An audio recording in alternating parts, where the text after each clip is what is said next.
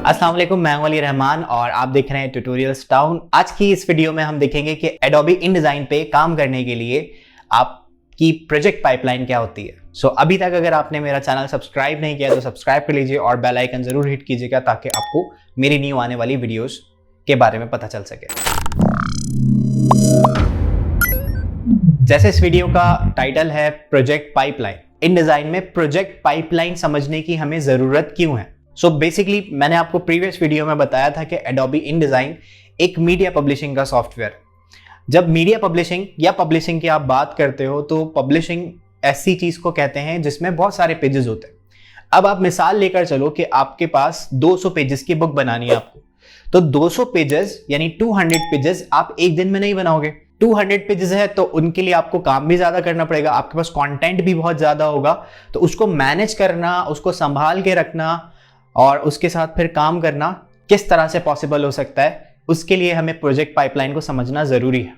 Graphics में आप जब भी कोई बड़ा प्रोजेक्ट होता है यानी जिसमें टाइम ज्यादा लगेगा, जिसमें कंटेंट ज्यादा होता है, तो ऐसे प्रोजेक्ट को करने के लिए आप प्रोजेक्ट पाइपलाइन बनाते हो। जैसे आप कोई मूवी देखते हो तो जब वो मूवी बनाई जाती है तो उसके भी 3 फेजेस होते हैं। सबसे पहले प्री प्रोडक्शन होती है कि स्टोरी लिखी जाती है, कास्टिंग होती है, हीरो हीरोइन और एक्टर्स हायर किए जाते हैं, स्टोरी लिखी जाती है, देन फिर उसको कैमरे से शूट किया जाता है, वो प्रोडक्शन वाला पार्ट है। और फिर उसके बाद जब मूवी शूट हो जाती है फिर उसको कट करके और पूरी एक फिल्म की, एक ड्रामे की शक्ल देकर फिर आप लोगों को प्रेजेंट किया जाता है, जो कि पार्ट होता है पोस्ट प्रोडक्शन का। क्योंकि एक मूवी बनाना, एक ड्रामा बनाना भी एक बहुत लंबा प्रोसीजर है, 4, 5, 10 महीने लगते हैं उसको बनाने के लिए, बहुत सारे लोग उसमें काम करते हैं, तो इसलिए उसकी भी एक प्रोजेक्ट पाइपलाइन रखी जाती है।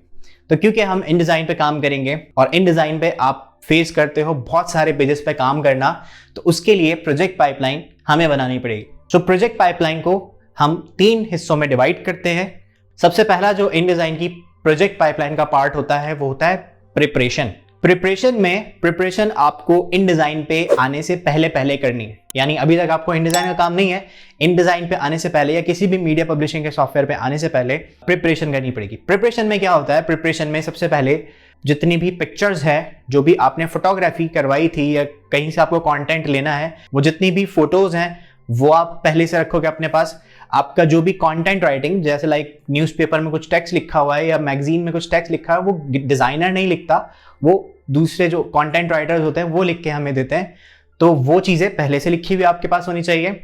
प्लस जो चीजें भी आपको डिजाइन या डाउनलोड करनी है, लाइक कोई आपको मैगजीन में पिक्चर यूज करनी है जिसका पीछे का बैकग्राउंड नहीं होगा या कोई और मैनिपुलेशन करनी है, तो वो भी सब चीजें आप पहले से करके रखेंगे। कोई लोगो बनाना था या कोई टाइपोग्राफी करनी थी, वो सब आप पहले से प्रिपरेशन वाले पार्ट में रखेंगे। प्लस आपके पास जब, जैसे मैंने आपको एग्जांपल दी कि आप 200 पेजेस की एक बुक बनाओगे, तो 200 पेजेस की बुक एक दिन में नहीं बन जाएगी, 1 हफ्ता लगेगा, 2 हफ्ते लगेंगे या 1 महीना भी लग सकता है। तो उसके लिए जो 200 पेजेस के लेआउट होंगे वो आपने अलग अलग सोचे होंगे जब आपने बुक बनाना स्टार्ट की होगी। तो उसके लिए हम रफ स्केच कर लेते हैं, यानी पेंसिल से या आप अपने कंप्यूटर पे उसको लेआउट कर लेते हो कि पेज नंबर 4 ऐसा दिखता होगा, पेज नंबर 5 का लेआउट ये होगा, पेज नंबर 9 का लेआउट ऐसा होगा, 10 का लेआउट ऐसा होगा। तो वो सब चीजें आप रफ स्केचेस की फॉर्म में रख लेते हो। अगर आप किसी क्लाइंट के लिए काम करें तो आप उससे वो स्केचेस, जो रफ स्केचेस लेआउट्स के हैं, वो आप अप्रूव करवाते हो, देन फिर आप सॉफ्टवेयर पे जाके काम करते हो। और इसी तरह से एक सबसे इंपॉर्टेंट चीज, जब आप InDesign पे कोई भी बुक बनाना या कोई भी पब्लिशिंग का मटेरियल बनाना आप स्टार्ट करते हो, तो आपको चाहिए होता है एक फोल्डर स्ट्रक्चर। ये भी प्रिपरेशन का पार्ट है। फोल्डर स्ट्रक्चर क्या होता है और क्यों बनाते हैं? InDesign स्टार्ट करने से पहले मैं आपको थोड़ा सा InDesign किस तरह से काम करता है वो मैं बता दूं। ये थोड़ा सा कैलकुलेशन वाला पार्ट है। अब ऐसी मैं आसान सी कैलकुलेशन बता रहा हूं कि अगर आपके पास 100 पेजेस की एक बुक है, अगर आपको 100 पेजेस की एक बुक बनानी है, हर पेज में 2 पिक्चर्स आपको लगानी है। अब जो प्रिंटिंग की पिक्चर्स होती हैं वो थोड़ी हाई डेफिनेशन होती हैं, बड़ी पिक्चर्स ली जाती हैं, रेजोल्यूशन ज्यादा होती है जो पिक्चर्स आप प्रिंटिंग में यूज करते हैं। अब आप ये समझ लें कि आपकी जो एक पिक्चर है जो आप एक पेज पे लगाओगे वो 5 MB की है, 5 MB की एक पिक्चर है, और ऐसी 2 पिक्चर्स एक पेज पे लगेंगी।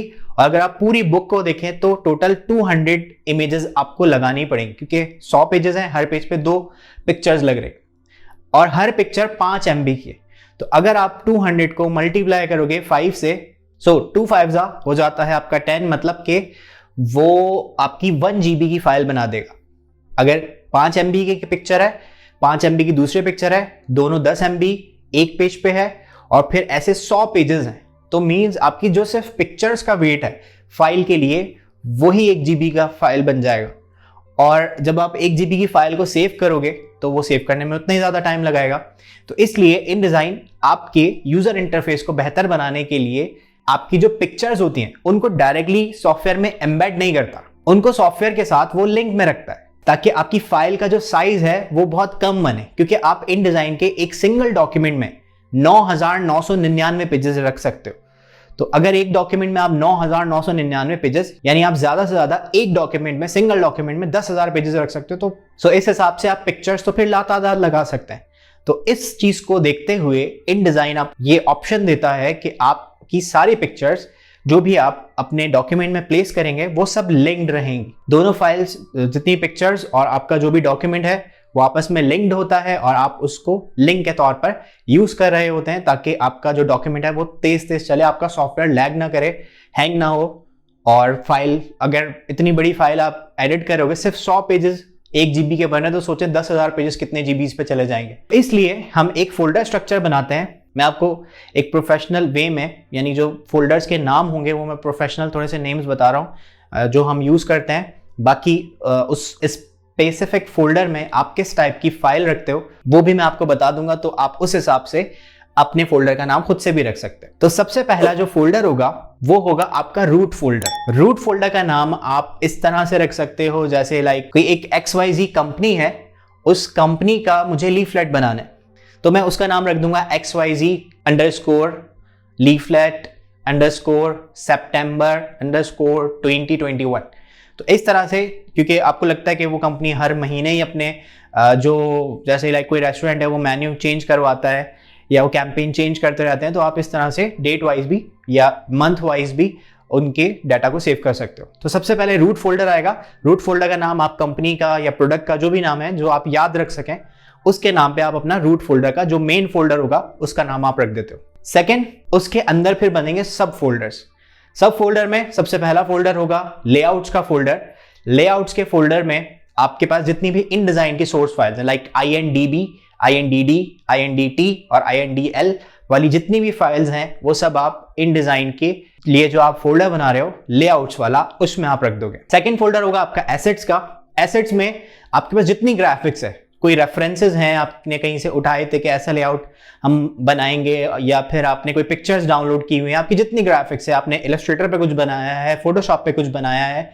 बाय द वे मैं ये बता दूं कि एडोबी के ही सारे सॉफ्टवेयर्स हैं, इलस्ट्रेटर हो या फोटोशॉप हो या InDesign हो, तो ये आपस में एक दूसरे की फाइल को सपोर्ट करते हैं। तो आप इलस्ट्रेटर या फोटोशॉप की फाइल को डायरेक्टली InDesign में प्लेस कर सकते हैं। तो इस तरह की जितनी भी फाइल्स हैं, जो ग्राफिक्स वाली फाइल्स हैं, वो सब आप एसेट्स के फोल्डर में रख दोगे। थर्ड, मैंने जैसे आपको बताया, कंटेंट आपको पहले से लिखा हुआ मिलता है, तो जितना भी कंटेंट है, कोई टेबल्स बने हुए हैं, कोई टेक्स्ट लिखा हुआ है, वो सब आप थर्ड वाले फोल्डर, जिसका नाम आप रिसोर्सेज रख सकते हैं, उसमें रखेंगे। उसके बाद जो चौथा फोल्डर होगा वो होगा स्कैम्प एंड डिजाइन का।